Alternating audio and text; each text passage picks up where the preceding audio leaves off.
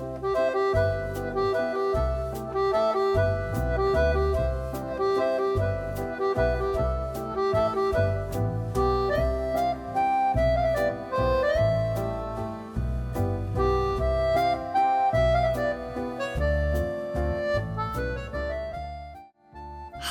I'm Elena, a psychology student from Germany, and today I wanted to show you what I eat in a week in France at my grandparents' house.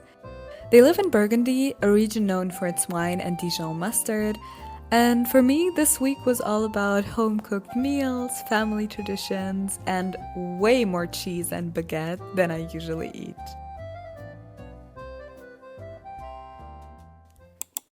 I went there by train, which took me half a day and a lot of nerves. And when I finally arrived, my welcome snack was a slice of baguette with cheese. Unfortunately, I can't recall the exact names of the cheeses I ate during my stay. There were simply too many. Baguette is basically a daily staple. We have it with almost every meal, and most of the mornings my grandparents go out and buy a fresh one from the bakery. That first evening we had dinner with shrimps, whelks, which are sea snails, and gougères. Gougères are a savory Burgundy specialty made from choux pastry and cheese. They're crisp on the outside and airy inside. There's actually also a sweet version of this called chouquettes, and they're sprinkled with sugar. For dessert, my grandma served her homemade plum compote with some little store-bought almond cakes. Simple, sweet, and just the perfect ending to my first evening there. I started the next day with 2 slices of baguette with butter, a banana, a skyr yogurt, and some tea that was kept warm on a little teapot warmer. Meanwhile, my grandparents were already preparing lunch. Since it was lemon chicken, the lemons and limes had been sliced, ready to go. The chicken was browned, the beans were cleaned, and little by little, everything came together in the pot to simmer for some time.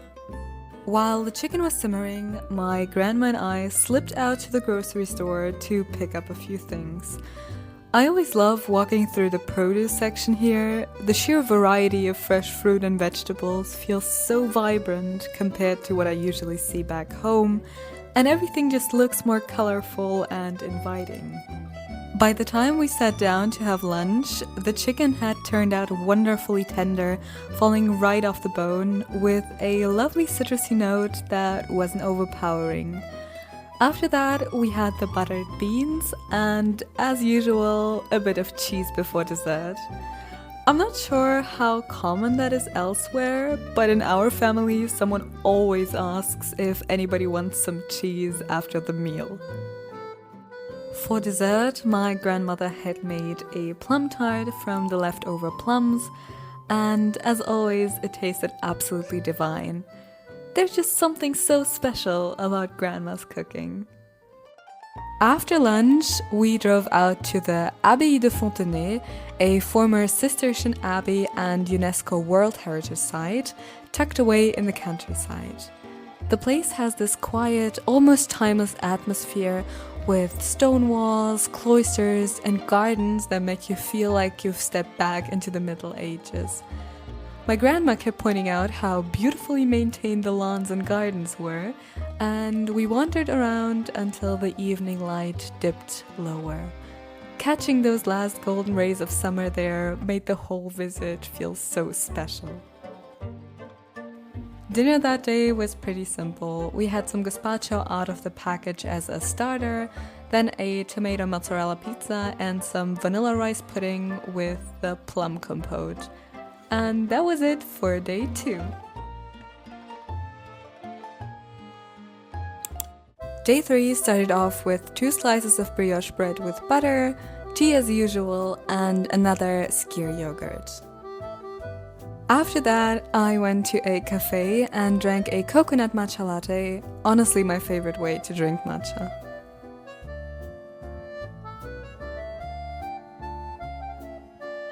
For lunch, we had a smaller version of the gougères As you can see, they come in all shapes and sizes. Some tomato juice and the leftover chicken with some pasta. The citrusy sauce went especially well with it, and for dessert, I had another skyr yogurt, some grapes, and what was left of the plum tart. I have to admit that it's amazing when you have someone who cooks for you, which is also the thing I underestimated most about adult life. How tiring cooking and planning dishes can get, so it's always nice when someone else does that for you.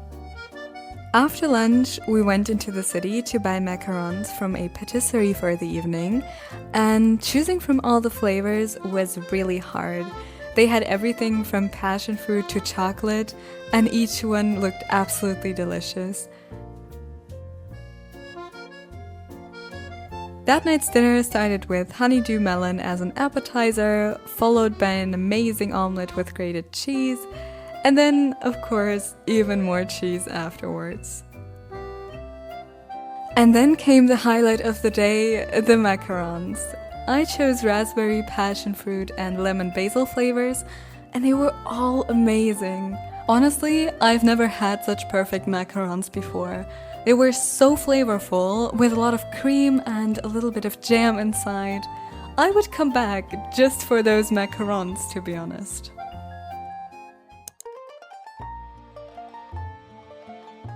This day's breakfast was just like the others, but this time I had some cancoillotte cheese with it. It's a runny French cheese that tastes a bit like fondue, and I personally love it. Lunch was smoked salmon. I like to absolutely drown mine in lemon juice, followed by potatoes with butter and the rest of the cancoillottes. And because that still wasn't enough cheese for my French family, they pulled out a whole cheese platter afterwards. As you can see, I didn't joke about the cheese at the beginning. And then for dessert, I had a small pot of cookies and cream ice cream. And then came dinner with one of my personal highlights, snails. I know, this is one of those foods people often frown upon. They're definitely not something the French eat every single day, and not everyone even likes them. But especially in Burgundy, they're considered a bit of a classic, and over time they've become one of those dishes people strongly associate with French cuisine. Most people buy their snails pre-cooked, which means that the snails and the shells come separately. We started by prepping the herb butter, then placing a snail in each shell and covering it with the butter. To be honest, snails themselves don't taste like much. My mom once said they taste like grass, and I think I'd agree with her. That's why you add so much butter, because the whole flavor of the dish basically comes from it. We preheated the oven to 200 degrees, then turned it off so the butter wouldn't burn, and left the snails in for about 10 minutes. We had some vegetables as a starter, and then, of course, the snails. I didn't film much because it's a very messy affair with all that butter sauce, but believe me, it was delicious. We ended the day with pastries we had picked up from the bakery, a millefeuille, a lemon tart, and a fruit tart, all divided by 3. I just love pastries in France.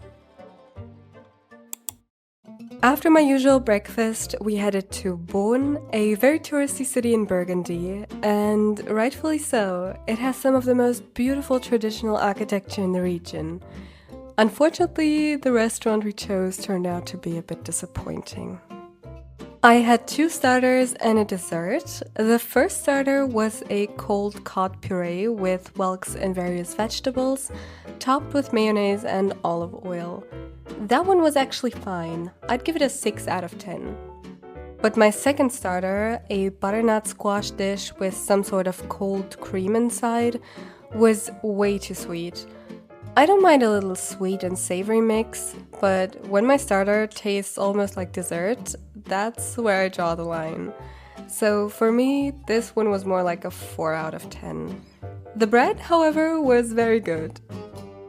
The dessert was the biggest disappointment. It was supposed to be a coffee tiramisu, but it had this super crunchy layer that felt completely off. Honestly, it made me uncomfortable eating it.